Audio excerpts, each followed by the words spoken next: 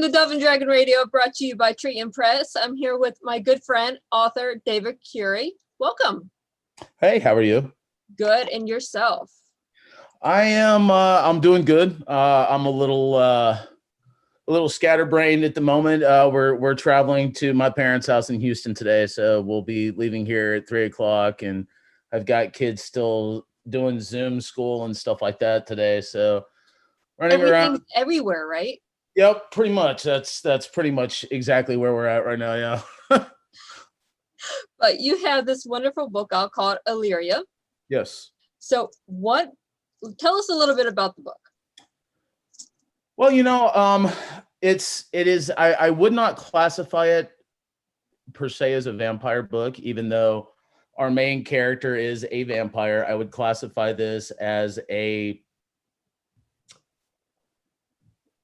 kind of free-for-all monster type book, if you will. We have angels, we have demons, we have vampires, we have witches, we have vampire and witch hunters. We have all kinds of, of craziness going on. Plus, we have this young man, thinks he's about 18 years old. Turns out he is about a 99-year-old vampire. He's lost all of his memories. Everything has been wiped. So basically, he's kind of learning anew. And when he finds out what has been bestowed upon him and what he is going to have to do, the challenges that arise from it are significant. They are wild. They are crazy and pretty brutal. I will be honest. It's a pretty violent. Well, when you get all those mix of characters in there, witches and vampire, something's going to happen. Oh yeah. Yeah, it's not going to be a friendly thing, but we're also mixed in there with, because in this book, all of these creatures, these fine creatures, they coincide with the human race as well. So vampires are not looked at as like these demonic, insane, crazy creatures as they are in other books. They are kind of everybody's just kind of part of civilization at this point. So a little bit like Halloween Town, where everyone's a part of a culture or a town, or yes, absolutely. It is an absolute fun read. And if you like, if you're a fan of vampires, witches, whatever, there's something in it for everyone, and that's the important thing. Now, when you started writing this, since you have kids, did you try to gear it toward their age group or adults? This one's geared more towards adults. I tried to figure out a way to kind of pitch it as a young adult thing. It's more of I would kind of go new adult, really. It's kind of in that area where I'd be okay if like my sophomore in high school read it. Mm-hmm. I'd be okay if my soon-to-be freshman stepdaughter read it. Mm-hmm. I wouldn't be okay for my 8 or 9-year-old to read it. But I also think, like I said, it's violent. There are some sexual connotations in it. So there's a good, strong love story. PG-13, type of love story. I try not to go overboard with that, because I like to go overboard with my action and my violence, especially when I'm dealing with vampires and monsters of all kinds. Yeah, you can get in so much creative detail when dealing with monsters and action and battle scenes. Yes. You don't need to get into the romance scenes. No, it's the relationship part is what's important between these two people, and the fact that the reader knows that they are in love with each other and that they are that they are basically destined for one another for forever, for eternity. Correct. But yeah, you don't have to have a lot of sex stuff going on in there to get your point across. Oh, I understand perfectly. I mean, I'm an author myself of fantasy, so getting your point across when you don't want to put all that gushy stuff in there. Yes. Yes. I mean, I have a 18-year-old that will not read a romance novel, but she'll read an action-packed thriller with fairies in it. So, I mean, you don't talk about. Romance novels for me are I've never read one, and my wife tried to get me to read a couple of the 50 Shades of Grey books. I couldn't do it just because it's just, to me, it's just too much. It's just, Yeah. and I've even though I watched the first movie, which I thought was okay, but the books I just could not get into them. I get there, they were definitely not for me. Yeah, see, I'm the same way. I read the first 2 pages of 50 Shades of Grey, the very first book, and I was like, no. I But mean, not that there's anything wrong, not no, that they're it's not just good books. It's just not my cup of tea. no. Just Most fantasy writers, if you write true fantasy, will not get into a romance novel. It's Yep. just our brains are not wired for it. I totally, completely, 100% agree. That's something that I never really thought about, but yeah, sure, absolutely right about that. Give I us think that- Brim Strokes, give us Stephen King of it, stuff like this, and we'll absolutely. sit there for hours, and you won't hear J.R.R. people of us. Tolkien, C.S. Lewis, those are my heroes. Those are some of the most awesome Mhm. human beings on the planet, or that were on the planet. Sadly, they're not here now. Yeah, but, some of them just aren't with us no more. Well, maybe they Yeah, are. We just don't see them, right? They could be yeah, ghosts. that's it. Like H.P. Lovecraft, I could see Lovecraft being stuck around somewhere, just floating in the air above us all. I don't know, weird and trippy. So, but fortunately, we still got Stephen King. Fortunately, he's still here. That is That's- very fortunate. I Yeah. think I would be lost, but then again, I think I'm mentoring his predecessor. So Oh, really?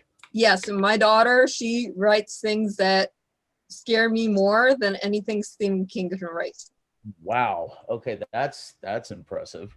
Yeah, That's really impressive. And the thing is, she bases it off of cartoons that she's watched that are geared for 8-year-olds. Ooh, that's creepy. Ooh, that's really creepy. I like it. That's Yeah. terrifying. I'm absolutely terrified of clowns. So I love the It movies, like the original miniseries that they had in 1990 with Mhm. Tim Curry, and even the new two had their moments. So yeah, that's my cup of tea. Pet Cemetery, stuff like that. I like to be scared out of my skin. Yeah, well, give her a few years. She'll be doing that for adults. I Right now, can't she's wait. just doing it for family. I can't wait. I can't wait. Let me know. Seriously, please let me know. Yeah, she does fan fiction right now. I'm like, Right on. what kind of child did I raise? But at the same time, I'm like, just do your thing, because we need the younger adults to be the next generation when we're done writing. Yep. Hopefully I won't be done till I'm dead. Yeah, I'm the same Don't plan way. on stopping until I am in the ground. So what is coming after Elyria? Right now, my wife and I have been working on a script. It's about our lives together. It's about us meeting and about our blended family with my kids, her kids. And she has a daughter, my stepdaughter, who has 22Q. She has heart defects, and she also has thyroid cancer. Oh, So we have been dealing with that. In 2017, she had a mouth surgery, and right after her mouth surgery, she was diagnosed right before Christmas of 2017 with thyroid cancer. She this past year just had her 5th open heart surgery. She had cancer to remove, I think, like 63 cancerous lymph nodes back in 2017, 2018. It has basically been working to make sure that she has everything and anything that she needs. mhm. And you look at her, you wouldn't know anything was wrong with her. She looks like a normal, nearly 14-year-old girl. She was born when she was born, 24 hours later, she was in the hospital fighting for her life. Well, she is definitely a fighter, and you'll get her through this. So the Normals is what it's called. Mhm. And we are pushing that with my PR group. They are pushing that out to different avenues and stuff like that. We're working on that. I also have a couple of other series. One is a Batman television series that I kind of have to just, I think, keep my mouth shut about that right now until I can actually talk to anybody at Warner Brothers Yeah. and DC Entertainment, because I don't Yep. own that property. So, but it's something I've been working on for quite some time to try to pitch to them. But as of right now, I'm using it just as my stable of work to show different agents what I'm capable of. And I've also got Texas Heat, which is being rewritten right now, but called The Curve. It is a baseball story And I that think we had a conversation about Texas Heat a few months, maybe a year ago. I think we may have. Yes, indeed we have. Indeed we did. That's right. That's right. We did have a conversation about that. It was a different book at the time. It was a completely different book at the time. It was still revolving around the Major League Baseball clubs. This time I have created my own baseball league, which is now around the globe. So there are other countries that take part in it as well. And instead of taking place in Houston with the Houston Astros, who are pretty much hated right now at the moment, it is a fictional team by the name of the Oklahoma City Buffaloes. So my mom and dad, my mom is from Oklahoma City. My dad is from Lawton, Oklahoma. And I couldn't think of a better state and cities to use for this background. It's the exact same characters, the exact same story, just different. Revised. Yep, just revised. Yeah, it's probably a lot better to do a revision and get a team that you created instead of using a major league team that isn't very well liked at the moment. Well, not only are they not well liked, but it's so sad because, you know, this is the team that I've grown up with. I'm a Houston native. I was born and raised. So, you know, my first game was in 1979 at the Houston Astrodome, when they were a decent team, when they were a bunch of collective, really good, amazing baseball players who didn't cheat. And I grew up with them not doing anything like that. And then come to this point where I've written this book that I had to completely do a rewrite, because basically I don't think it's going to sell, nor is anybody going to try to pick up the television rights because of who the main team is. But now, no, I've changed it, and it's really, really good. We're excited about the possibilities of it. And I have so many projects, it's ridiculous at this point. I have yet to meet any author that doesn't have at least 10 works in progress. Yeah, that's about right. Oh, you froze for a second. That's maybe actually it's 10, at least 10. Yeah. At least 10. You're absolutely right about that. That's weird. Wild. Yeah. I mean, you start working on something, you write a single sentence and you go, oh, I have a brilliant idea for the next whatever. Yep. You're absolutely right. That's exactly how it goes. It could be a TV series. It could be a book. It could be a line of poetry. Who knows? Our brains just go in these little tangents. I love that. It's so awesome how they work. It's so awesome. And being a writer is, you know, if it were more lucrative, it would be great. But I enjoy every single second of what I do. I love creating. Because creating is the most important thing. I think the written word is something that, you know, so these kids my kids are social media bound and on their phones and on their tablets so much, you know, they rarely have a book in their hands anymore. It would be nice to see the world start reading more. It would. Yeah, you know, so much. I mean, we did see a boost in books being bought in 2020. But, you know, getting them read is one thing to buy them. I mean, my to be read shelf just exploded on me, but, you know. What mine are doing in my office right now, I have so many books that need to go up on a shelf, but I don't have any more room. And I don't want to get rid of the ones in here that I do have. So it's and buying new books, because I like to have the physical book. I don't do online reading like that stuff. I can't do it. See, as a publisher, I don't mind reading ebook to see, you know, manuscript on the computer, see if there's something that's going to be published. But if it's something I want to read for my enjoyment, it has to be a paperback, hardback, you know, something in my hands. It's just something about just the feel of a physical book being in my hands and sitting down somewhere where there's nobody else, and maybe I turn on some music and I just start reading. I can Yeah. finish a book in a day. You know, Yeah. I mean, I really could. I've read mine. I read the final copy, the final edited copy of Elyria in like 2 days. And I was extremely impressed with the work. I was not. It took a long time for me to get happy with that book. I tell you, we went through some editors. I cannot believe the amount of money that we paid to this editor. Basically, she Did just nothing. no, she really didn't. She really just did a horrible job. And yeah, my wife and my dad are the ones that actually finished the editing on the book and did a really great job on it as well. It really turned into something really fantastic. And I really think I sure hope that we get an agent for it, because I think it's ready to be published. I think it could be a big hit. I think it would go too. I mean, everyone's into the sci-fi, fantasy, elves and monsters and stuff like that right Yep. now, because we need a break from reality. I mean, reality right now sucks. It's dog shit. I'm sorry. I'm sorry. It is so.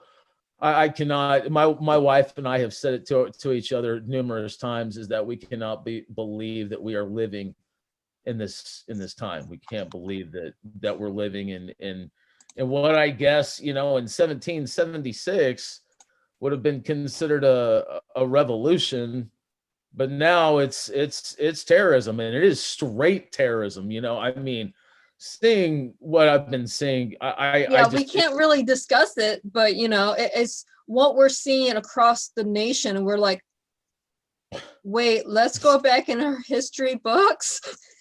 Yeah, there's gonna be books this thick written just about 2020, and they're 2021 maybe right along with it. Let's hope that it really is a peaceful transition this next week, and that I'm so sick of violence. I am advocate for no violence. Yeah, Please, I'm totally with you.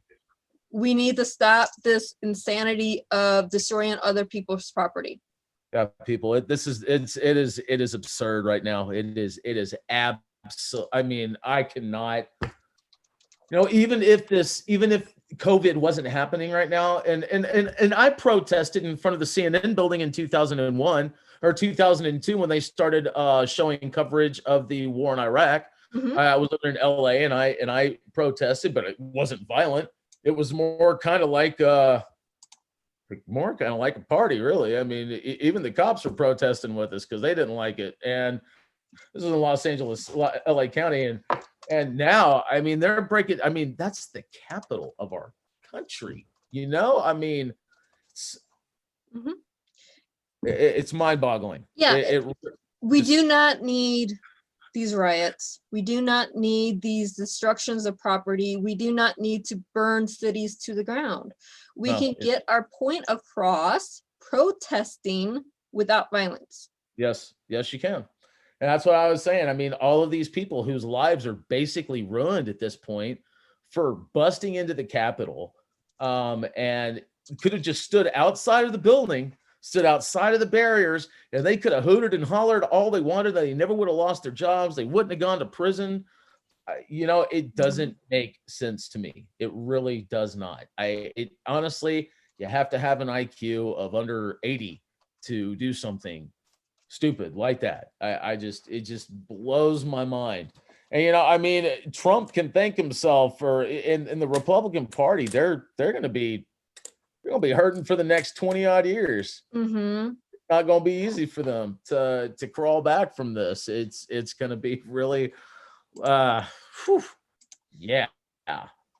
just craziness. Just utter crazy. Yeah, 2020 has just been a crazy year altogether, and it's great if you're an author. I would tend to agree with that. Yeah. Yeah, It's because amazing if you're an author. Yeah, it's crazy great, because then you have all the things that you can put into books, spin it in a different direction, and put it in a fantasy world, put it in a Ramakan, put it into whatever, and it makes perfect sense that way. But to live through this is just insane. Yeah. Well, I mean, yeah, it's something like I said, I never in a million years, I mean, sitting in a high school classroom in 1993, I never in a million years would have guessed it would have been here in 2020, you know, in 2020, 2021. It's nor did I ever think that, I mean, in all honesty, and, you know, it's just the truth, that I think that Donald Trump would ever be president of the United States. You know, I thought he just enjoyed making money way too much to become president. So, you know, and now he's ruined that too. I mean, geez, you know, how the mighty have fallen. Well, it's this year. I mean, it's just one thing after another. And we I can blame it on the honestly- year. We can blame it on politics. We can blame it on things that are being pulled behind the scenes that we as citizens do not see.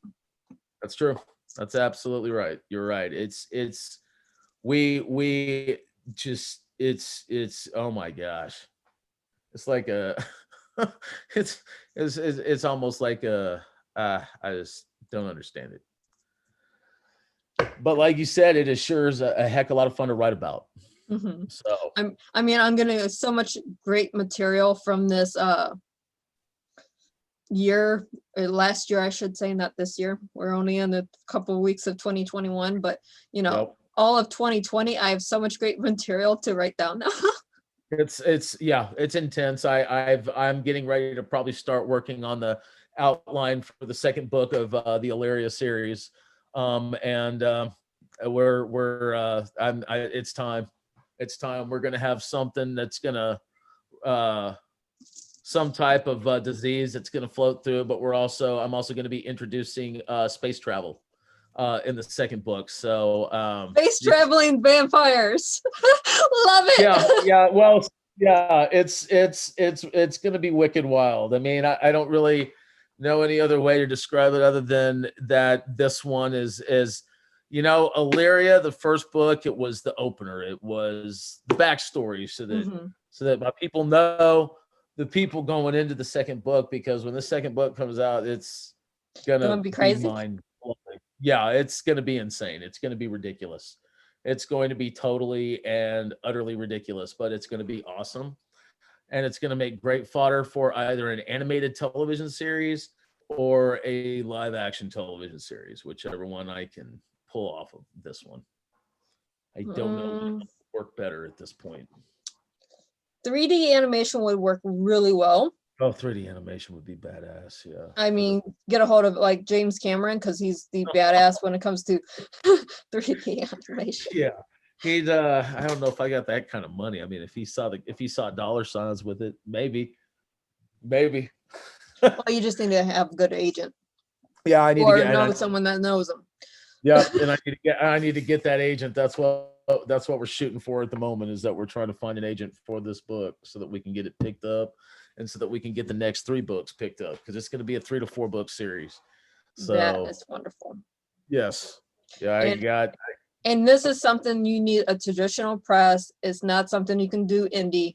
It's not going to work as an indie author. You need a big name. Yep. You need global distribution.